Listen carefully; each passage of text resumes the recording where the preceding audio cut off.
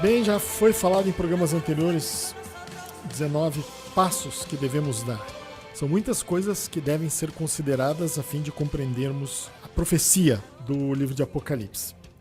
Bem, creia que o Senhor deseja que compreenda a palavra profética, dependa unicamente do Espírito Santo, e aí vai indo.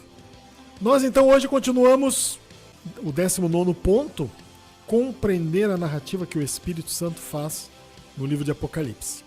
Comecei fazendo um olhar panorâmico em cima do livro de Apocalipse, como se você estivesse passando de avião e olhando para o chão, né? Então você olha uma cidade de cima, isso é importante, essa visão. É importante nós entrarmos no livro, mas é importante nós conseguirmos enxergá-lo de fora também. É a visão panorâmica. Então você analisa ele de fora, você sabe qual é o conteúdo dele. Então saber como o Espírito de Deus faz a narrativa é extremamente importante. E considerando, claro, aqueles pontos que foram ditos aqui, numerei há pouco, são 18 pontos, fora esse que nós estamos vendo agora. E então, primeiro, capítulo 1 do livro de Apocalipse é uma introdução. Nós encontramos aqui um padrão que Deus estabelece para que saibamos como entender o livro. Uma introdução. Capítulo 2 e 3, carta às igrejas. Aquilo que Jesus viu ao passear no meio das igrejas naquela ocasião. O interessante é que as coisas ditas aqui se aplicam para qualquer época da história.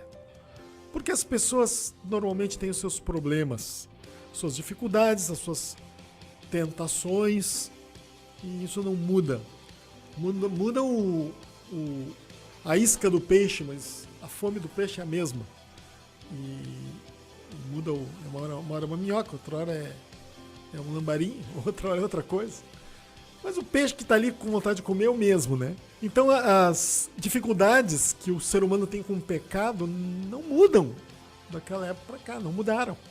Então os desafios continuam os mesmos, e aqui Jesus então o que fala serve para nós também.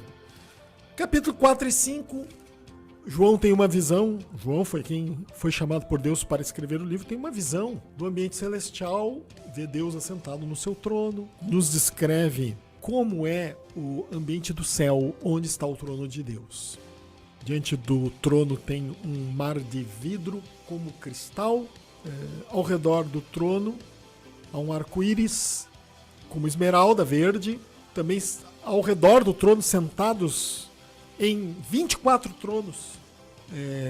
Não aparecem sentados no trono esses anciãos que aqui descreve, mas imaginamos que os tronos que são ali pertencem a eles, porque eles têm coroas também na cabeça, indicando que eles têm algum tipo de governo sobre seus ombros.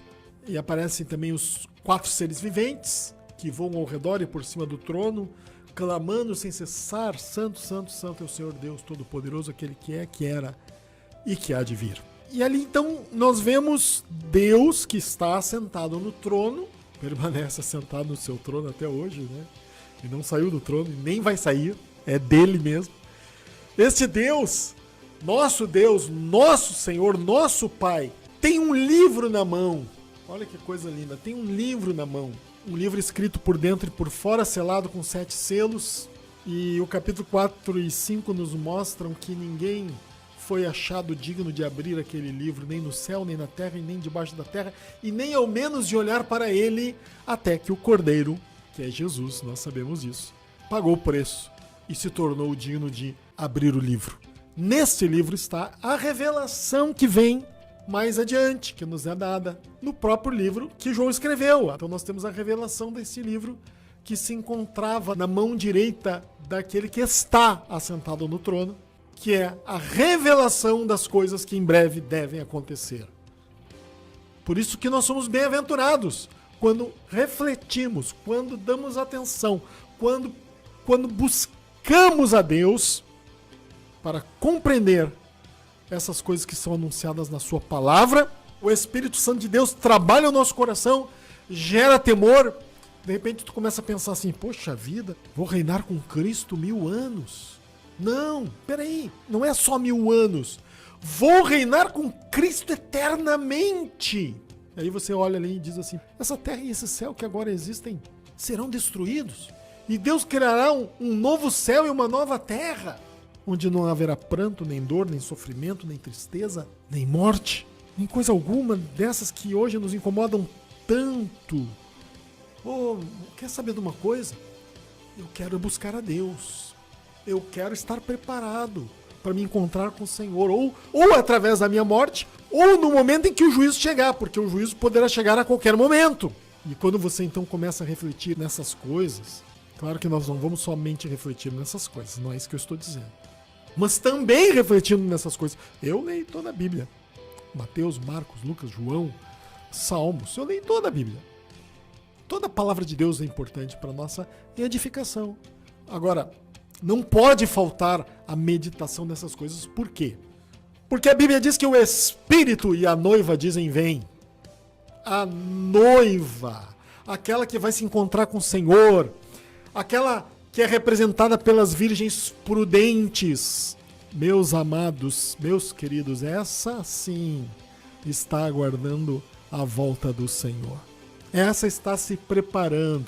Alguém outro dia me disse assim, nós temos que ajuntar batatas, porque quando chegar o juízo, então nós temos que ter o que comer, nós temos que nos preparar, temos que comprar um terreno para nos escondermos no tempo que o anticristo se manifestar. Nós não temos que fazer nada disso.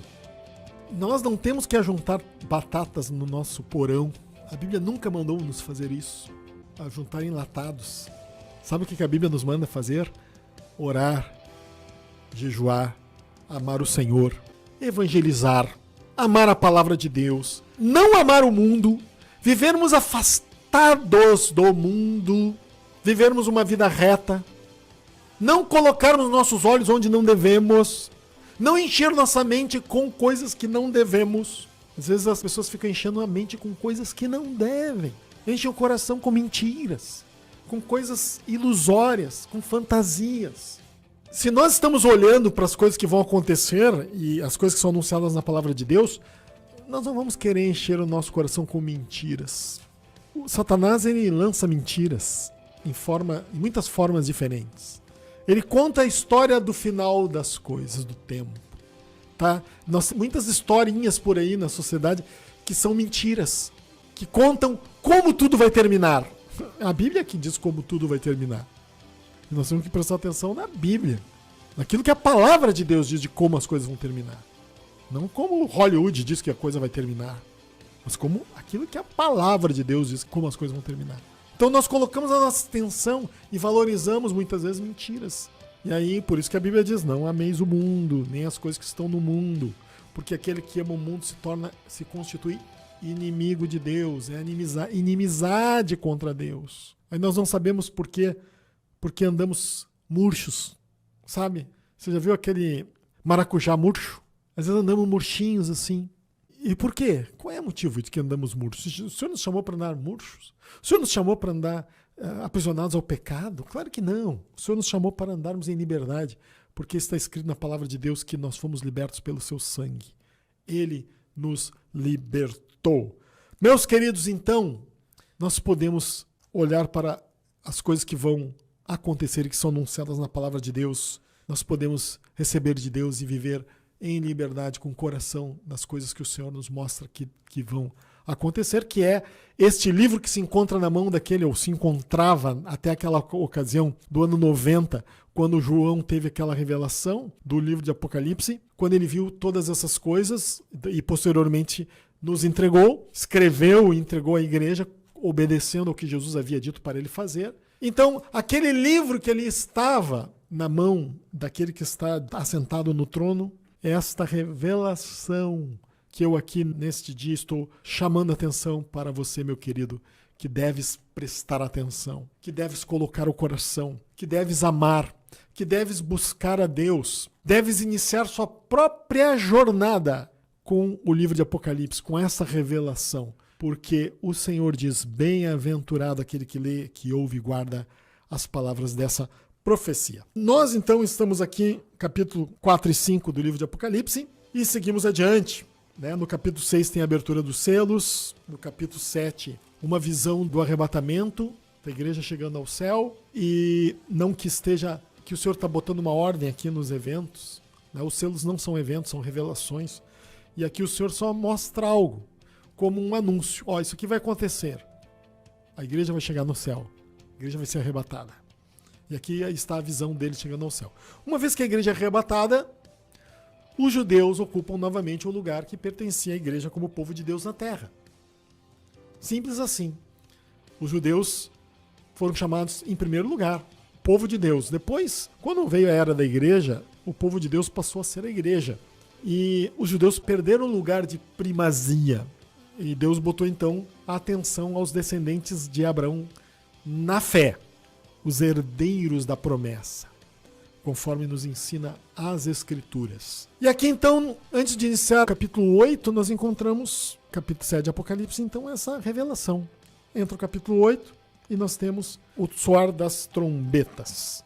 Primeira, segunda, terceira, quarta, quinta trombeta, até a sexta trombeta. Capítulo 9, então, 8 e 9, nós temos da primeira à sexta trombeta.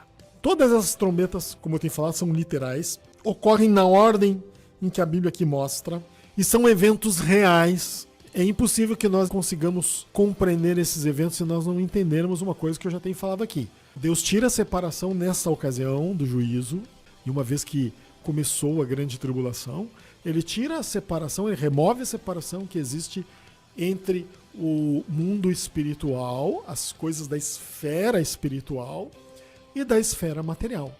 Nós já sabemos na Bíblia que isso já foi feito diversas vezes no passado. Basta lermos o Antigo Testamento e nós vamos ver que toda vez que um anjo, por exemplo, aparece a alguém, ele fez um translado, por assim dizer. Deus permitiu que ele, então, tomasse lugar ou se expressasse na esfera física, na esfera material. O inverso também ocorre.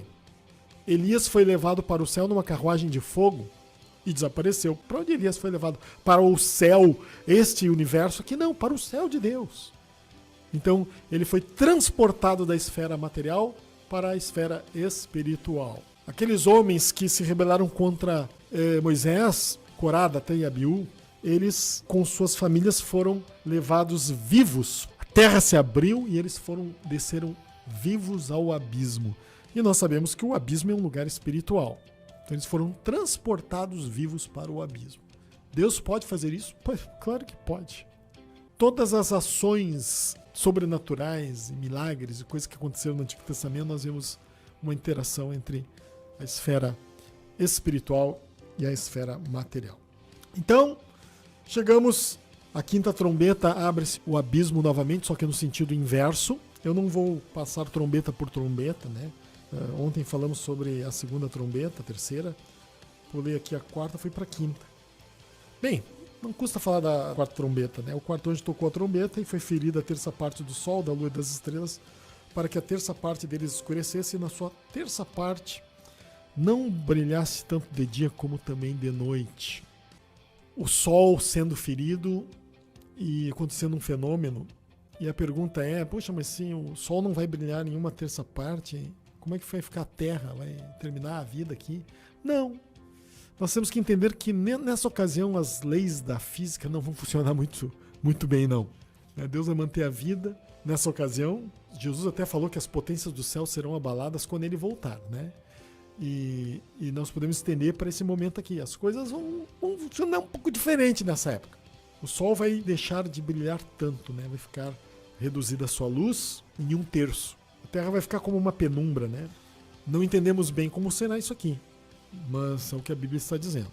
E aí, no verso 13, diz assim, então vi e ouvi uma águia que voando pelo meio do céu dizia em grande voz, ai, ai, ai, dos que moram na terra por causa das restantes vozes da trombeta dos 3 anjos que ainda tem de tocar. Então o Espírito Santo faz uma pausa. Aqui temos um divisor de águas. Essas trombetas, as 4 primeiras são diferentes das outras na intensidade. Então o que vem a partir dessas 4 trombetas é completamente diferente. E aí, por isso que tem esse ai, ai, ai, ai dos que moram na terra. O interessante é, no começo das trombetas não tem este ai, né? Agora aqui aparece. Por quê? Porque as primeiras trombetas é só para chamar a atenção da humanidade. Tipo assim, ó, tá vendo? Tá vendo como tá escrito isso aqui? ó, aquilo que estava escrito está acontecendo. Tu não vai te arrepender, não? Tu não vai dar atenção? Incrivelmente, muitos não vão dar atenção e não vão se arrepender. Isso que eu acho muito incrível. Vamos orar? Vamos ter um momento de oração.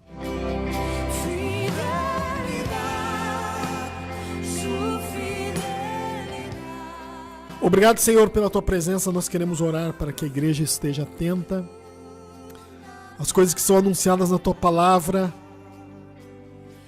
e que cada vez mais, Senhor, nossos irmãos despertem para a profecia do livro de Apocalipse e que esta bem-aventurança possa ser experimentada por todos, Senhor.